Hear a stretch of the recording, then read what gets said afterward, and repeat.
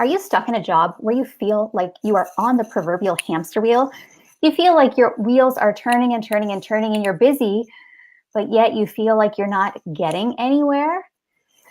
If that sounds like you, you're going to want to tune into today's episode, episode 26 of the Coffee and Confidence Show. I have a very special guest for you today who's going to share about her experience so that you can confidently live your best life.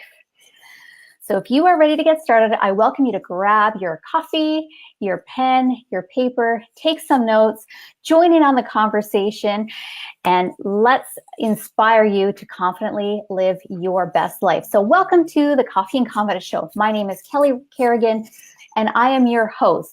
I'm an assertiveness coach, and my business is Empower Me Coaching. I'm helping people pleasers confidently communicate with others. So first of all, what is a people pleaser? Great question. Maybe you can relate to some of these qualities. So a people pleaser is a selfless giver.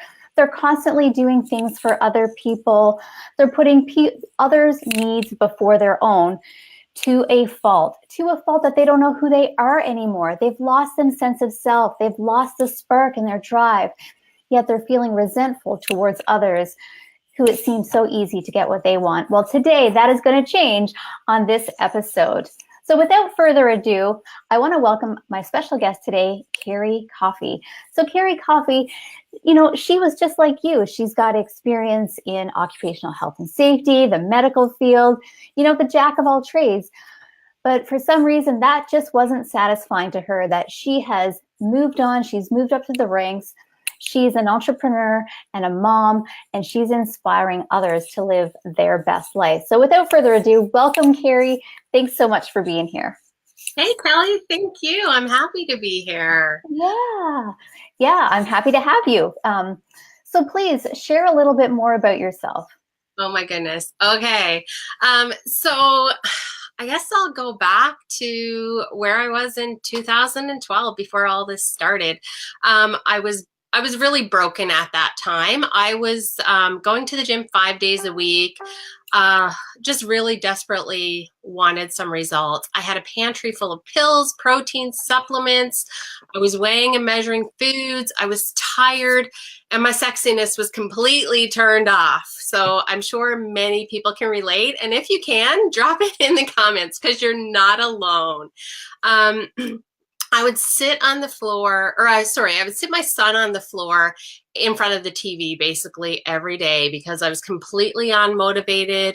I would toss and turn at night. I had temperature fluctuations and I was only in my early 30s, but I thought, you know what? That was it. That was the life I was meant to live. I was meant to feel fluffy and tired.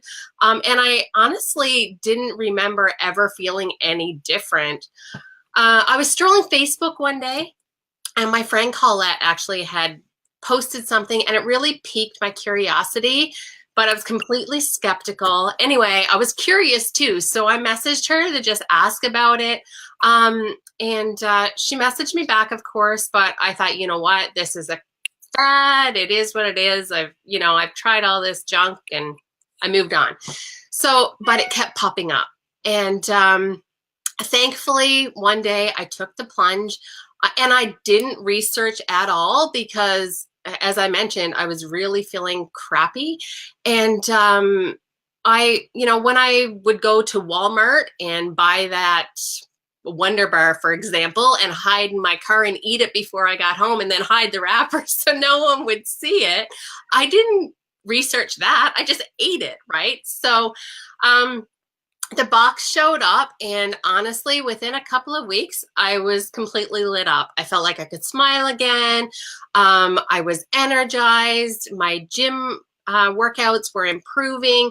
And most of all, I had some mental clarity. I was more present as a wife and a mom, and I was sleeping soundly again. So thankfully, a lady who I had never met before found me on Facebook, and she reached out several times to connect to me and share with me the possibilities really that lied in that brown box that I ordered every month. And I said, no way, right? I'm not interested. Many times I said, nope, bye, nope, bye. And until one day She messaged me and I was like, okay, a couple of friends have been asking, so I'll just tell them what I'm doing, but you've got to help them because I'm not interested in learning this.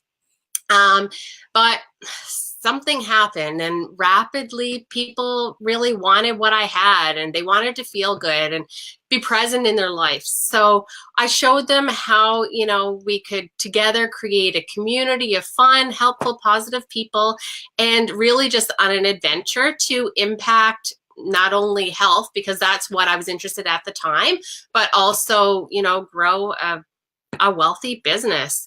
So in my first year, I worked really hard. This is not easy. It is hard work. I replaced my income from my prior job. In year 3, that had tripled, and I was earning trips and awards and all that sort of stuff, but the best thing was I was able to stay home. My son is 8 now. I've never missed a day that he was sick. I didn't have to send him off to someone else to snuggle. I go to every sporting event. I can travel without asking for time off and schedule my own hours, and I get to choose the people I want to work with. I'm not stuck in a cubicle next to negative Nelly, right? So, but don't let social media fool you either, because there's lots of hard times. So that's a bit about me. I might have rambled there a little bit, Kelly. Oh, no, that's amazing. I mean, there's so many nuggets in there that I want to pull from, for sure. I want to really dig a little deeper into all of that. And so, yeah, thank you so much for sharing. And before we move on, because it's the Coffee and Confidence show, I always do the element of what is in your cup. So what's in your cup? I'll get you to share first this morning, Kerri. Yeah, so the screen is backwards, right? So can you guys see that? So my cup is actually one my son gave me for Christmas, and it's my Rena cup. And it says, she who sits at the rink and freezes for the love of her family. And when he gave it to me, he said, Mom, when I saw this, it was perfect for you. I had to buy it because you're always there. So that's the cup that I'm using this morning. And I'm actually drinking water because I get up early to enjoy my coffee before anybody else. So I'm on the water right now. That's awesome. And your cup says Momsicle? Momsicle, yes. Very cute. Oh, that's amazing. So, well, this is my cup this morning, and it looks similar to your cup. Mine was given to me as a Christmas present. It has a lid. I don't have the lid on it this morning, but it is my bus stop. I call it my bus stop mug. And so what's in my cup I'm going to share. So as well, for Christmas, I got coffee. So it's called St. Paul's Roastery. This was given to me by my son, who's in Thunder Bay, and I got to go to St. Paul's Roastery when I was in Thunder Bay, during the Christmas season. The freshest coffee ever. And to ensure that I get the freshest experience, my son also gave me like this hand cranked coffee grinder so that I can quietly grind my coffee, because I'm up really early in the morning too. So I don't have the loud magic bullet going and wake up the entire neighborhood grinding coffee. So yeah, that's what I'm drinking this morning. Just a nice cup of fresh coffee. So that is what is in my cup. So I want to remind all the viewers that this is a live show. Please leave comments, ask questions, share with us what is in your cup this morning. We'd love to hear from you. And to really gain value from this show, join in on the conversation. We'd love to hear from you. All right, so with that said, I'm going to acknowledge Pam here. She says, looks like a wave or a hand clap. Thanks so much for tuning in this morning, Pam. Nice to have you on board. All right, so I'm going to turn that off. There we go. So yes, you shared a lot. You shared a lot there. So I want to dive in a little bit deeper of, let's really focus in what your life looked like when it was less than ideal. So you said that you were feeling fluffy, lethargic. Maybe you can just elaborate on that. What was that turning point? Yeah. So, just waking up every day and not feeling motivated to do anything, and everything I put on, like nothing looked good. I never felt sexy. And the turning point for that, I can't really say there was one real turning point. It wasn't a decision that was made overnight, because I was working on myself constantly, like my physical health. Um, but it was just, trusting in somebody and seeing what they had done and what they had done before me, and just going for it, really, Kelly. Like I can't think back to a time that there was a real turning point. I was just sick and tired of feeling sick and tired. Well, the reason I'm honing in on that is because pain is more of a motivator than pleasure, Oh, for right? sure. So, even with my clients, I ask, like, one of the questions I ask them is, who do you not want to be? Right. And oftentimes they will, think about it and go, they'll mention a few things and then they'll be like, oh, I don't want to be like so-and-so, right? I don't want to be alone. I don't want to be, a couch potato and overweight where I'm like on that, breathing apparatus and I can't move. Like, I don't want to be that person, right? So that's why I say pain is more of a motivator than pleasure, because we've got to get to that point where, like you said, you're tired, you're sick and tired of feeling sick and tired. Like, when is enough enough? Right. And that's what's going to help people take action. Yeah, for sure. And seeing, with social media now, you see so much, and although some of it is fake, but still I would see, moms doing things with their babies and all the time and all that sort of stuff. And I was like, why am I just being a lump here on the couch, right? Like looking at social media when my little kid is there, I should be doing something. Yeah, absolutely. Mm-hmm. So I have some more comments here from Pam. So I want to share what Pam has to say. So she's sharing what's in her cup. My cup has coffee in it. Yay, Pam, coffee drinker. I love my coffee. And then she also says, I guess her cup, it's also from her daughter, a Christmas gift, and it says, I am fabulous. Oh, what a great affirmation. I am fabulous is amazing. Thank you so much for sharing that, Pam. So I have a question for you. Is that, how has an entrepreneur shaped your confidence? And before you answer that, I want to mention, like, a lot of my clients will come to me because, they feel like that they're stuck in that job, and, they don't get to choose who they want to work with. Right. Right. Yeah. So I'm thinking of them being stuck in that job where they're dealing with people that drive them crazy, and how, shifting even just something small. So I would love to hear from you. How has being an entrepreneur shaped your confidence? Okay, so a little bit about my personality, I guess, prior. I was usually fun, but fun, Kerri, most often included alcohol. I didn't speak for myself. Even in high school, I was intimidated to ask questions of the teacher, afraid I would look stupid.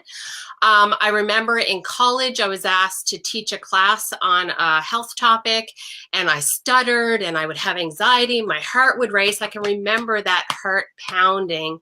I never in a million years would have had the confidence to come on here now. Saying that, going live, training, all that still causes a little bit of anxiety. And I think that's true even for people like Tony Robbins, right? You always, have that sort of anxiety.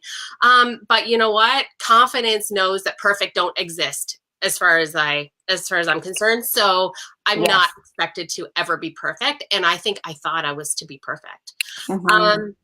I didn't know how to dream. I knew I wanted to go places. I wanted to see things. I knew, all of that. And I wished for things, but I didn't know how to dream them because I didn't really believe there was a reality, especially with things like money, because growing up, like, our family survived, but we didn't have an abundance of money. And I think there was almost a fear of that because, when you're not used to money and you're living paycheck to paycheck, having extra money is almost scary, right? What else? I went to Explain, college. hold on, explain that. Why do you think some people, or why have you experienced that having extra money is scary? I think judgment, maybe. Some Pardon? people feel as though you're going to be judged based on that. Um, Wasteful, thinking that maybe there's a time that it will come to an end. All of those sorts of things, I believe, like money can be scary for that. Mm. And then, I went to school 3 times because I was always chasing a new profession. I knew I wanted more, but I didn't know what it was. There was always something missing. When I moved from Labrador to Ontario, I had like 2 friends, right? You lose touch with people, no matter how much you love your friends that you grew up with and all that. Life goes on, and, you lose touch with all of that. I didn't have a community of people. The only people that I really spoke to were my family, and they're still thousands of miles away. And I was sad and lonely, and I absolutely had no idea what the future held. So when my husband said to me, my son was 3, and he said to me one day, "It's time, honey, to start going back to work," because that's what we had planned. I was heartbroken. And you asked me earlier about, that breaking point. That was my breaking point to, okay, what is the other way? Had nothing to do with my health at this point. It had everything to do with, being home. So that was my driving force behind becoming a network marketer.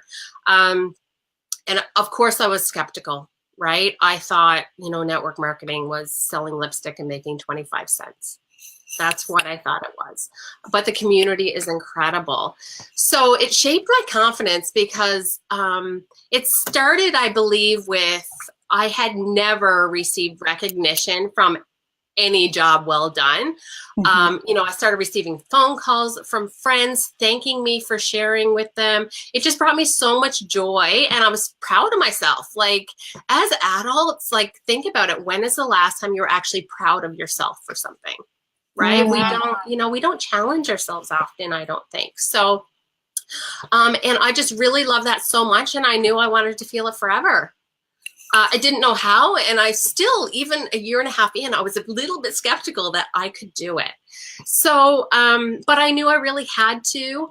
I knew that I was with a company that had fabulous products. They were backed by science, so I could crush that sort of judgment from people when people said, well, this is crap or whatever. Fine, believe that. Here's the science. If you want to look at it, look at it. If you don't, fine. So to be successful, I really had to work on growing me. Right. Mm-hmm. And that is not overnight. As I mentioned, I still have anxiety sometimes. So that still is a daily plan. But I really started to borrow other people's belief. So they believed in me, and I started filling my cup with that every day. And I mean, really, where else in the world can you get that but in network marketing, right? Like, I never got that from any job. And I started talking to people instead of putting my head down, because I was shy before, but now I started to become curious. I started practicing gratitude for little things, Mm-hmm. especially when I was angry. Turning off that anger switch now in a few minutes is rather easy, because I can just, okay, I got to focus on something else, right? It doesn't mean it's still not, you're not a little bit upset, but I can definitely not explode and carry it with me all day long. Mm-hmm. As I mentioned, I get up early to have my coffee in my quiet time, and I read at that time. Curious. Yeah. When you say early, what's early? Well, for me, it's 6. Okay. Yeah. I became open-minded rather than skeptical, because I didn't want people to judge me, yet I was judging people. What else? Oh, I also did a program several times. It's a program that my company offers, but it's called Healthy Mind and Body, and it just helps to really dig in and figure out your patterns. So you can look back and, figure out where you went wrong and what kind of patterns. So I did that a couple of times. I really started to speak my truth rather than, pretend to be fake. I don't care who likes me, really. But again, that comes with building the confidence. And I realized that the only people that, whose opinion really mattered was my husband and my kids. I didn't care about judgment anymore. Exercise and eating right as well. Because, if your body is toxic, your mind is toxic, right? And then your thoughts are toxic, right? That's what I really, truly believe that. So by detoxifying my body and putting time into my eating right and exercising and all that, it really helped my mindset as well. Simple things like doing my hair and makeup helps me feel better. Surrounding myself with positive influencers and crushing out the negativity. I have no problem unfollowing someone if I feel they're negative. It doesn't mean I don't love them. I just don't want them in my daily influence because it can, sometimes impact my mood. I try to step outside my comfort zone every day. And that could be something simple like saying hi to a mom at the hockey rink, right? But when you're in alignment, really, it's much easier. And with the people I surround myself with in my company, like they're aligned with my values, their family, integrity, hard work, honesty. I want to live a life of abundance and freedom. And that doesn't mean material things for me. Like I have dreams of, just giving back globally. Right? And speaking from the heart and just deciding to make all those changes just makes me a confident person, I believe. Yeah, that sounds amazing. There's a couple of points that you touched on that I want to elaborate on. And you talked about, dreaming, right? Dreaming again. And what would make yourself proud, right? One of the things that I share with my clients and one of the exercises is, what is something that you want to accomplish? What is one of your goals, right? And I'll just use this for an example. We'll come up with things that is important to us. And then when I ask the question, okay, for instance, eliminating that debt, will that make your future self proud? 10 years from now, will you be really proud of yourself that you crushed that debt? Or 10 years from now, will it make your future self proud that you got to travel to all these different countries and you got to meet all these people and experience cultures and, grow yourself, right? Grow as a person. Like, oh, maybe that eliminating that debt is not so important. Right. So it's that question, what's going to make your future self proud? Yeah. And another thing that you touched on was judgment. I was reading an article a while ago, and they talked about, judgment. That is like our biggest fear in our society these days is judgment, like the fear of what other people will think. Like years and years ago, when we were, scared of being like, hunted by an animal, which is like many, many, many years ago, that was our response. But now today in, 2018, our fear is judgment of what other people will think. For sure. So letting go of that, like how freeing is letting go of that judgment? Like you said, it just increases your confidence. It puts you in alignment so that you can achieve the things that you never thought was possible 10 years ago. That is so true. And just thinking back as well, like, one of the things that really drove me too was being an independent woman. Like my husband has a fabulous job, financially we could be great. However, we also know life can switch just like that, right? So I wanted to be able to, if I ever had to, stand on my own 2 feet. And that is something to be proud of. And that is something that, I can look back on and say, you know what? I can carry our family when I need to, right? And I wanted to show my kids that. Exactly, because leading by example, that's how kids learn best. Right. So if you could give maybe 1 to 3 tips of something that people can do immediately, like today, the smallest little shifts so that they can start living their best life so that they can confidently create the life that they want, what's a starting point for them? I think their meal plans, definitely. Getting rid of that toxic food so that they are energized, they will sleep better, and exercise. And by exercise, it doesn't mean you have to go to the gym. If you're not comfortable with the gym, do something in your living room, dance, right? If you have kids, find a game that you guys can dance to or sing to. Just get up and move, find something that you really love.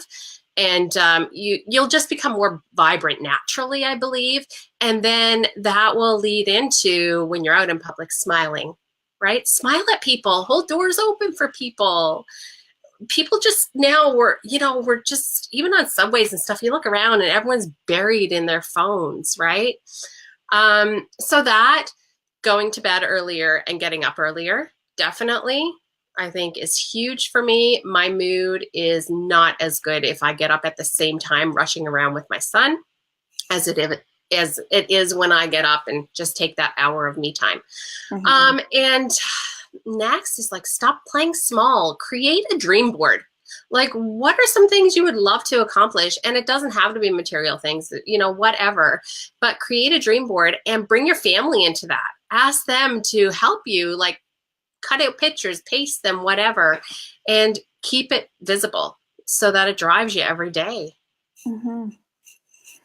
Yeah, that's amazing, because so many people have stopped dreaming and they're just doing, right? They're on that proverbial hamster wheel where, they're just going through the motions of going to work, maybe saving for the house or paying for the house or paying for the bills, running the kids here or there.